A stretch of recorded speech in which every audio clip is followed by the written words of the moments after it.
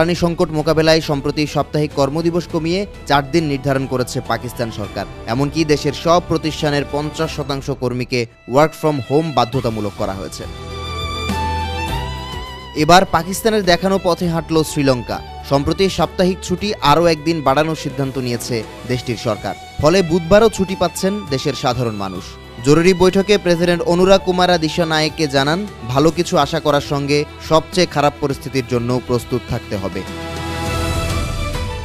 পাকিস্তান আর শ্রীলঙ্কায় যখন ছুটি বাড়ছে, তখন উল্টো পথে হাঁটছে বাংলাদেশ। প্রধানমন্ত্রী হিসেবে দায়িত্ব নেওয়ার পর ছুটির দিন শনিবারেও নিয়মিত অফিস করছেন প্রধানমন্ত্রী তারেক রহমান। গুঞ্জন রয়েছে শীঘ্রই বাতিল হতে পারে সরকারি কর্মকর্তা কর্মচারীদের শনিবারের সাপ্তাহিক ছুটি। এতে প্রায় 2 দশক পর আবারও সপ্তাহে 6 কর্মদিবসের পথে হাঁটবে বাংলাদেশ।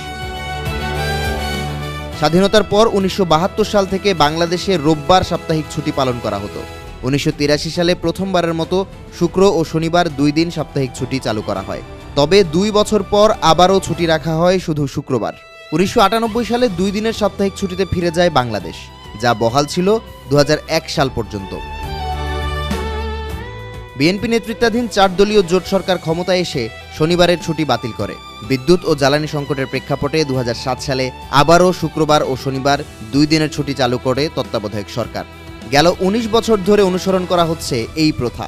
যদিও বিশ্লেষকরা বলছেন, জ্বালানি সংকটের কারণে শীঘ্রই এই পরিকল্পনা বাস্তবায়ন সম্ভব নয়। রোজার মাঝপথেই দেশের সকল বিশ্ববিদ্যালয় বন্ধ ঘোষণা করা হয়েছে।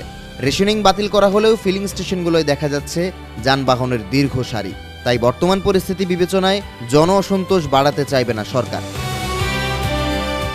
এদিকে জ্বালানি সংকট মোকাবেলায় থাইল্যান্ডের নাগরিকদের স্যুটের বদলে হাফ হাতা পোশাক পরার আহ্বান জানানো হয়েছে।